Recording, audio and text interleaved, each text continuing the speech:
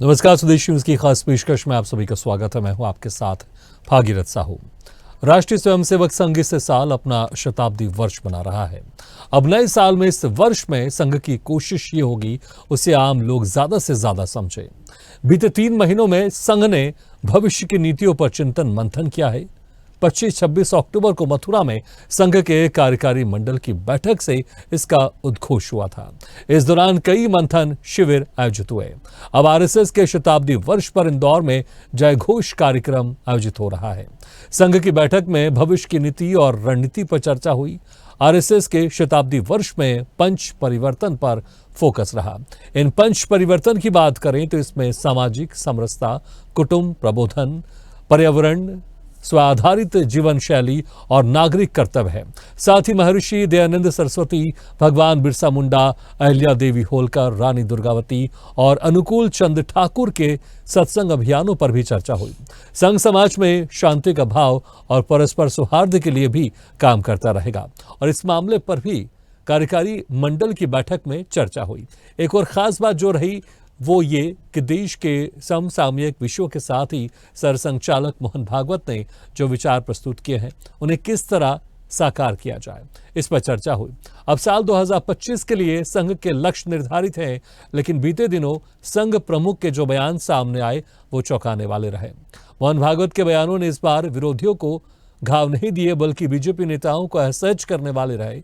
इसको लेकर विरोधियों ने भी भागवत के सुर में सुर मिलाए। लेकिन भागवत की नसीहत किसको और क्यों रही ये तो भविष्य के गर्त में है, लेकिन जो मायने निकाले गए उसने संघ के साथ ही राजनीतिक चिंतकों को मनन मंथन करने पर जरूर विवश कर दिया। तो चलिए, जो मेहमान हमारे साथ मौजूद हैं मैं उनका भी आपसे तारुफ कराया। तो हमारे साथ हैं आरएसएस विचारक दिनेश उपाध्याय जी, वरिष्ठ पत्रकार रमेश शर्मा जी। आप दोनों मेहमानों का स्वागत है हमारे इस खास चर्चा में।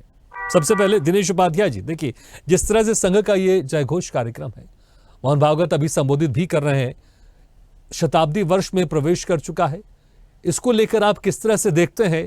क्योंकि यहां पर जिस तरह से हमने देखा है, संघ भले जरूर कहता है कि राजनीतिक हम संगठन नहीं है, ना कि राजनीति में हस्तक्षेप करते हैं, लेकिन जिस तरह से बीजेपी उसे अपना मातृत्व संगठन मानती है आरएसएस को, इसका असर पड़ता है। जब मोहन भागवत कहते हैं तो पूरे देश सुनती है, मीडिया उसको दिखाता है और बीजेपी के नेताओं को नसीहत भी अक्सर दी जाती है।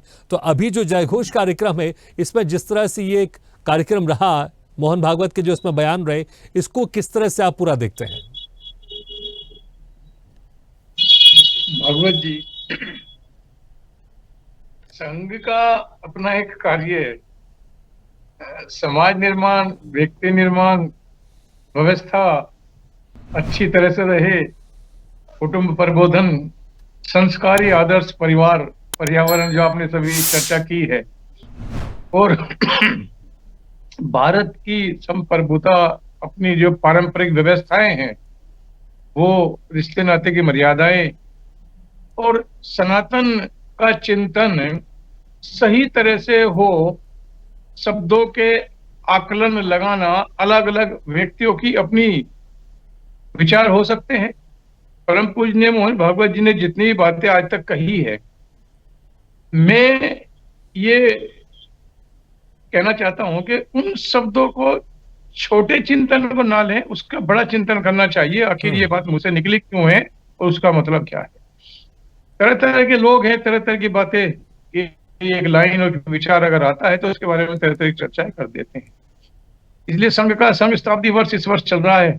100 वर्ष संघ को हो गए हैं, अभी इस वर्ष में हो जाएंगे। और भारत से बाहर भी काफी संघ ने कार्य किया है और आज भी कर रहे हैं। संघ का मानना है जिस दिन समाज अपने दायित्वों का सही तरह से निर्वहन करके खड़ा हो जाएगा, उस दिन राष्ट्र के अंदर सरकार का काम जो करने का तरीका है उसमें बहुत ज्यादा सहूलियत हो जाएगी। आज सरकार के ऊपर प्रेशर रहता है, सभी लोग उम्मीद करते हैं सब काम सरकार करेगी, लेकिन सभी काम सरकारों को नहीं करने चाहिए।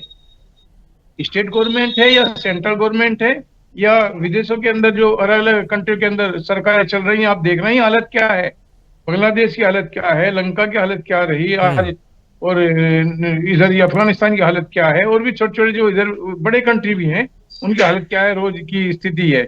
लेकिन भारत की जो मर्यादा, जो इज्जत, जो हमारी पारंपरिक व्यवस्थाएं हैं, मैं ये नहीं कहता पहले सरकार ने काम नहीं किया, काम जिसके जिसकी स्वेच्छा थी, जिसकी मर्यादा थी, काम किए हैं। लेकिन 10 वर्षों के अंदर जो कार्य हुआ है भारत की पवित्र भूमि के अंदर, पूरे दुनिया के अंदर इसका नाम गया है।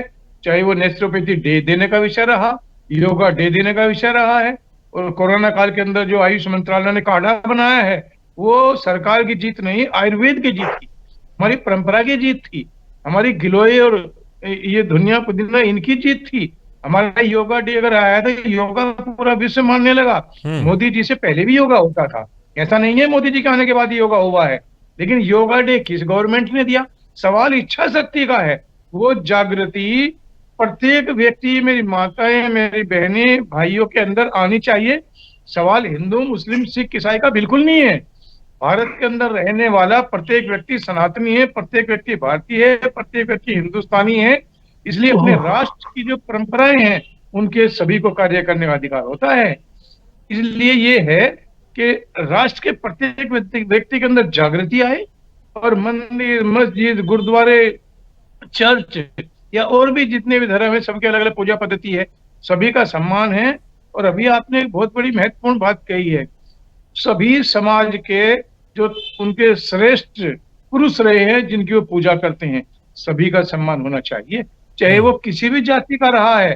लेकिन श्रेष्ठ पुरुष ने सभी समाज का उत्थान का कार्य किया है, सभी का उन्नयन किया है। चाहे वो गोरखनाथ जी हैं, महिलाबाई होलकर की रही हैं, या गाड़गिल जी रहे हैं, या सेन समाज के सेन महाराज जी रहे हैं, सभी ने अलग अलग जातियों में रह करके सारे विश्व का कार्य किया है।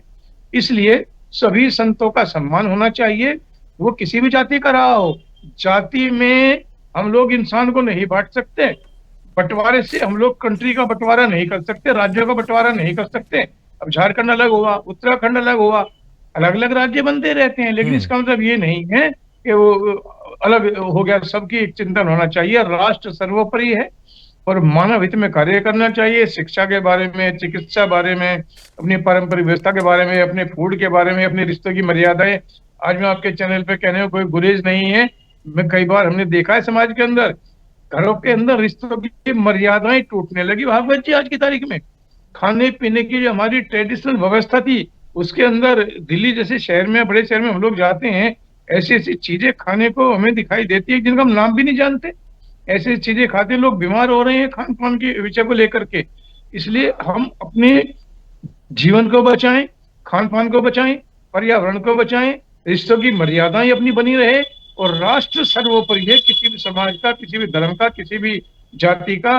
वो राजनीति में है, राजनीति में नहीं है, समाज सेवा है, टीवी चैनल में कार्य करता है, शिक्षा में है, स्वास्थ्य में है, राष्ट्र सर्वोपरि होना चाहिए।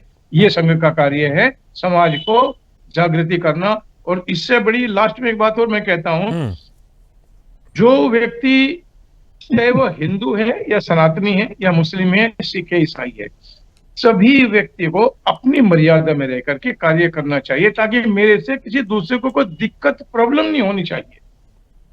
कई बार हिंदू की चर्चा होती है तो मुसलमान कुछ कहने लगते हैं, कई बार सिखों, पंजाब के अंदर जो सिख हैं हमारे भाई बहन, आज क्रिश्चियन बन रहे हैं, जो वहां चर्च बनने लगी पंजाब के अंदर, और काफी लोगों ने सिख धर्म से ईसाई बनने लगे। वो तो कौन इस कार्य को कर रहा है, क्यों कर रहे हैं? तो ये जो है देश के ऊपर कलंक है।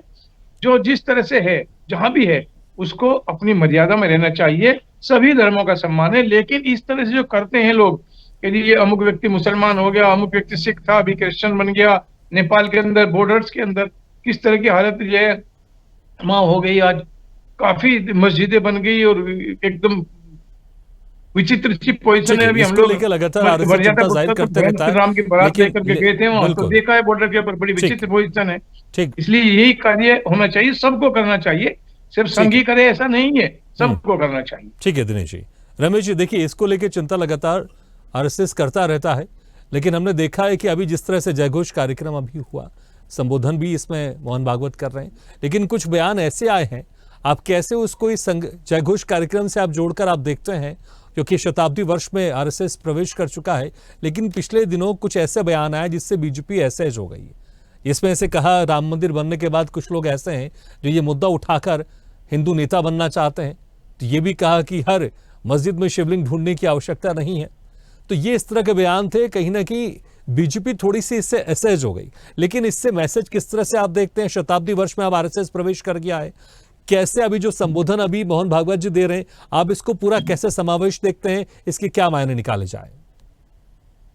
देखिए, कुल मिलाकर के ये जो बातें आई हैं सामने, इसका कोई बहुत महत्वपूर्ण अलग से कोई मायने नहीं है। दो बात आपने कही, एक तो मालवा में सरसंघ चालक जी की यात्रा दौरा जो उनका इस समय चल रहा है वो, और दूसरा उनके जो पुराना जो उनकी कुछ बातें सामने आई थी वो। तो सबसे पहले तो मालवा को समझ लीजिए। मालवा मध्य प्रदेश में वो क्षेत्र है जहां संघ की सबसे पहले नींव बनी। 1928 के आसपास संघ की स्थापना या संघ का जो सक्रियता थी वो मालवा क्षेत्र में हो गई थी। और मालवा क्षेत्र में दो संभाग आते हैं, उज्जैन और इंदौर। लगभग 28 जिले संघ के उसके अंतर्गत आते हैं और लगभग 300 सवा 300 शाखाएं प्रतिदिन संघ की मालवा में चलती हैं। और इसके अलावा अगर विस्तार हुआ है आगे राजस्थान की तरफ समझ लीजिए, या मध्य भारत में या भोपाल क्षेत्र में, ये मालवा से ही जो प्रचारक संघ के गए तो संघ की नींव पड़ी है वहां पर। तो कुल मिलाकर के वहां पर जो कार्यक्रम है, तो जो 4 दिन का कार्यक्रम है, तो 4 दिन के कार्यक्रम में 4 कार्यक्रमों में सरसंघ चालक जी भाग लेने वाले हैं, ये खबरें आई हैं। एक तो देवी अहिल्याबाई जो त्रिशताब्दी वर्ष है उसमें रहेंगी वो। दूसरा ओंकारेश्वर में भी उनको जाना है, कुटुंब का कोई कार्यक्रम वहां पर चल रहा है, सामाजिक समरसता का भी कोई कार्यक्रम है। और ये जो करीब 20,000 इंदौर के जो बुद्धिजीवी हैं उनके साथ भी उनकी बातचीत होने वाली है, ऐसी अभी खबरें वहां से आई हैं। तो मालवा में उनकी सक्रियता है। इसके अलावा सरसंघ चालक जी की सतत यात्राएं निरंतर रहती हैं।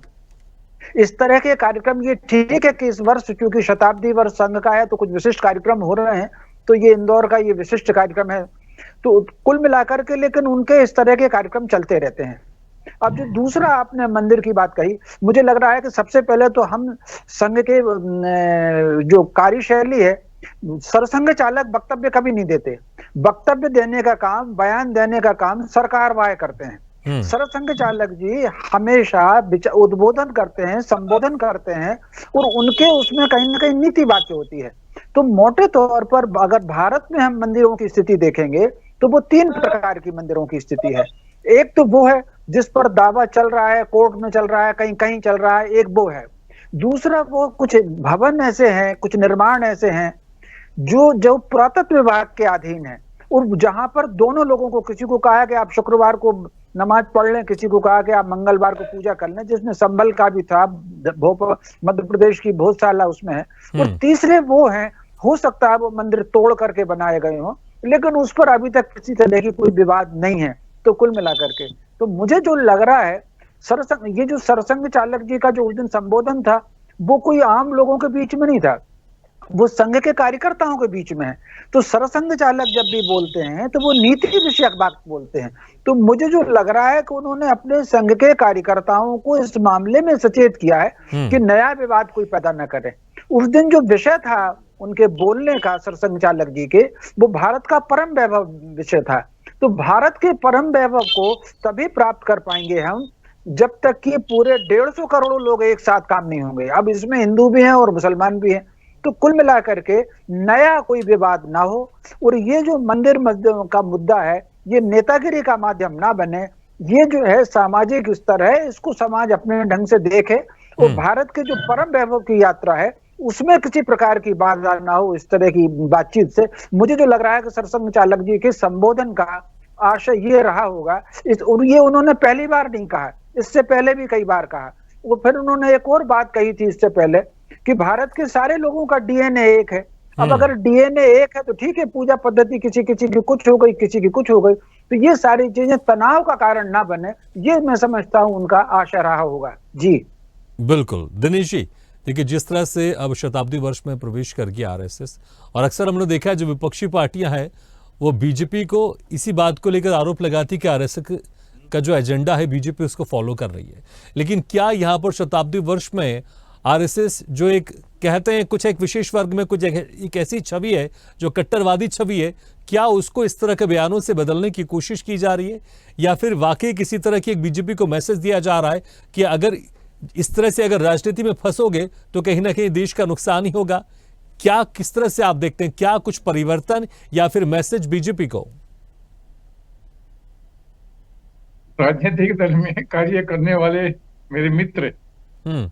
जितने भी राजनीतिक दल हैं राष्ट्र के अंदर, सभी अपने अपनी विचारधारा के साथ कार्य कर रहे हैं। हम्म। लेकिन हाँ, ये संदेश आपने कहा है तो मैं इसके ऊपर एक लाइन जरूर बोलूंगा कि परमपिता परमेश्वर भगवान श्री राम जी भारत के अंदर राजनीतिक क्षेत्र में कार्य करने वाले लोगों को विशेष सद्बुद्धि देने की आवश्यकता है। हम्म। बड़ा कार्य हो जाएगा ये। और किस किस तरह की बातें कई बार राजनीतिक दलों में कार्य करने वाले लोगों के आ जाती हैं, ये जो कई चिंता का विषय बनती है। इसलिए सबको मर्यादित रह करके लेकिन अभिव्यक्ति दिनेश की जी, आजादी सबको कुछ है, कुछ लेकिन ऐसे बयान है मोहन भागवत जी के, साधु संत भी उसका विरोध कर रहे थे। उनका कहना है कि धार्मिक कार्य में उनको इस तरह के संबोधन या बयान नहीं देने चाहिए। नहीं नहीं, ऐसा है ना, मेरी बात सुनो। ये जो मुझे पता है मोहन भागवत जी ने जो बात बोली उसका सभी संतों ने उसके बारे में कुछ कुछ कहा है। मैं वही बात की है ना जी, किसी भी लाइन को बगैर समझे विचारे उस बात का विरोध करना या पक्ष लेना बहुत अच्छी बात नहीं है। जब तक पूरी बात समझ में ना आ जाए उसका पक्ष रखना या विपक्ष रखना वो ठीक नहीं। वही इस राष्ट्र के अंदर हुआ है। परम पूज्य मोहन भागवत जी के शब्दों के चिंतन करके अगर बोलते तो ज्यादा अच्छा होता। उन्होंने कुछ भी ऐसा नहीं कहा। हाँ, चिंतन की आवश्यकता थी। चिंतन करके जब कोई बात कहनी चाहिए थी, जितने बयान आए हैं वो जल्दबाजी में आए हैं। इसलिए मैं यही कहूंगा कि भगवान सबको शक्ति दे, विशेष प्रकार की शक्ति दे। और कोई भी चीज अगर किसी के मुंह से अच्छे व्यक्ति के, श्रेष्ठ व्यक्ति के निकलती है तो उसका कम से कम चिंतन होना चाहिए था। आखिर क्यों कही? क्या मोहन भागवत जी राष्ट्र का विरोध कर सकते हैं? क्या मंदिर मस्जिद का विरोध कर सकते हैं? क्या जो लोग देश के अंदर कार्य कर रहे हैं उनकी बुराई कभी उनके मुंह से निकली? कभी नहीं निकली। जब श्री रामचंद्र जी का मंदिर बना है, सभी लोग गए हैं, कई श्रेष्ठ लोग गए हैं, जाना भी चाहिए। लेकिन फिर भी कहीं ना कहीं उन्होंने जो कहा बिल्कुल ठीक कहा, लेकिन हाँ उसके ऊपर और ज्यादा चिंतन की आवश्यकता थी। उन्होंने एक ही लाइन नहीं कही थी, उस दिन कई लाइनें उसके साथ साथ और भी जोड़ी हुई थी जो चिंतन करना चाहिए था। बस वो नहीं किया लोगों ने, और एकदम से उतावलेपन में 2-3 घंटे के अंदर अंदर तरह तरह की बातें राष्ट्र के अंदर आने लगी। और इसीलिए मैंने कहा कि भगवान सद्बुद्धि और शक्ति दे कुछ लोगों को, तो इस देश का बहुत अच्छा कार्य हो जाएगा। राष्ट्र ने जितनी तरक्की की है उसमें सभी का योगदान है। लेकिन अब आगे चल करके विशेष योगदान की आवश्यकता पड़ने वाली है, क्योंकि शताब्दी वर्ष हो जाएगा। उसके बाद इस देश ने जितनी तरक्की की है और ज्यादा कार्य करना चाहिए। पूरा विश्व आज भारत की तरफ निगाह भी रखता है, इनकी बातों के ऊपर भी निगाह रखता है, किसने क्या कार्य किए उसके ऊपर भी निगाह रखता है। सबकी निगाह है, क्योंकि एकमात्र राष्ट्र भारत ही है अभी जो आज टिका हुआ है मजबूती के साथ। वरना तो बड़े बड़े कंट्रियों की आज कहीं न कहीं किसी न किसी रूप में चूल्हे हिल गई, चाहे विचार के रूप में हिल गई, आर्थिक संपन्नता के विषय भी रहा है, या आपस का जो तालमेल एकात्मकता थी उसके अंदर भी कई बातें आई है। सब लोग सुनते रहते हैं, पढ़ते रहते हैं, लेकिन भारत मात्र एक राष्ट्र ऐसा है अभी जो मजबूती के साथ खड़ा है और पूरे विश्व के अंदर आज उन्होंने अपना परचम लहराया है। इसलिए सभी लोगों के सहयोग की जरूरत पड़ेगी। अकेला कोई भी संगठन अकेला राष्ट्र को विश्व गुरु या महागुरु की सीमा तक नहीं ले जा सकता। पूरे राष्ट्र को खड़ा होना पड़ेगा, प्रत्येक व्यक्ति को खड़ा होना पड़ेगा, और सिर्फ सनातन ही नहीं सबको लगना पड़ेगा विचार के साथ, तब जाकर के राष्ट्र का भला होने वाला है। यही बातें समझाने का प्रयास किया है श्रेष्ठ लोगों ने, लेकिन उसके ऊपर भी कई तरह के विचार आए हैं। भगवान सबको शक्ति दे, सद्बुद्धि दे और सही बात को समझे। अगर कोई विरोधी व्यक्ति भी कोई अच्छी बात कहता है तो मुझे विरोधी व्यक्ति का भी सम्मान करना चाहिए, उसकी वाणी का। इसके मुंह से, इसके विचार से अच्छी चीज आई है तो मुझे उसका सम्मान करना चाहिए। अपना कोई व्यक्ति अगर गलत कार्य भी करता है लेकिन अपना है इसलिए समर्थन करूं, ये चीजें नहीं होनी चाहिए। इनसे सब चीजों से बचना चाहिए, बचने की आवश्यकता है। ठीक, बिल्कुल जैसा आपने कहा कि अगर कुछ गलत है तो बिल्कुल उसका विरोध करना चाहिए, उसको गलत कहना चाहिए। ठीक है रमेश शर्मा जी, लेकिन जिस तरह से अब शताब्दी वर्ष में आरएसएस प्रवेश कर गया, तो क्या यहाँ पर विचारों में कुछ परिवर्तन है या फिर विचार तो वही है लेकिन उसको और स्पष्ट तरीके से बताया जा रहा है? इसलिए हम कहते हैं कभी कभी कुछ विरोध भी देखने को मिल रहा है, कभी कभी बीजेपी असहज भी हो जाती है। देखिए, मुझे जो लग रहा है कि विचार में और सिद्धांत में और लक्ष्य में तो संघ में कोई परिवर्तन नहीं आया है। ये ठीक है, कार्यशैली में कुछ परिवर्तन तो आया है, लेकिन जो मूल ध्येय था, मैं समझता हूं जैसा कि कहा है गिरीश जी ने कि राष्ट्र और संस्कृति संघ की प्राथमिकता में पहले दिन से था और आज भी वो है। और दूसरा, कहीं ना कहीं संगठन को और सिद्धांत को और स्वत्व को जोर देने की बात जो पहले दिन से हम संघ के इतिहास साहित्य में पढ़ते हैं वो लगभग आज भी देखी जा रही है। हाँ, कार्यशैली में थोड़ा सा बदलाव आया है, 2-3 चीजों में छोटा छोटा बदलाव जो शायद समय की आवश्यकता थी। अब जैसे हिंदू शब्द है तो अब संघ वालों को इसमें कोई आपत्ति नहीं है, कोई खुद को हिंदू कहे या भारतीय कहे या इंडियन कह दे, उससे कोई आपत्ति नहीं है। तो कुल मिलाकर के थोड़ी कार्यशैली में परिवर्तन है, बात तो एक ही है, या उनके गणवेश में थोड़ा सा परिवर्तन आया है। तो कुल मिलाकर के तो ऐसी थोड़ा बहुत कार्यशैली में जैसा कि मैंने कहा है, बाकी संघ के सिद्धांत में और उनके लक्ष्य में परिवर्तन मुझे तो नहीं दिखता। जो बात आप अगर देखेंगे सब लोगों को साथ लेके चलने की, वो संघ के संस्थापक जी ने जो कहा और फिर गुरु जी ने जिस तरीके से उनके समग्र में उनके सारे संबोधनों के दिशा निर्देशों का जो वर्णन आता है, संघ उसी यात्रा पर है, ऐसा मुझे लगता है। जी, लेकिन जिस तरह से आपने देखा कुछ बयानों से बीजेपी असहज हो गई है। आपने कहा बिल्कुल कि विचारों में परिवर्तन तो नहीं है लेकिन कार्यशैली में परिवर्तन है। लेकिन इस बदली हुई कार्यशैली से कभी कभी कुछ ऐसे बयान है जो विपक्ष है उस बयान का इस्तेमाल करके बीजेपी को घेरती है।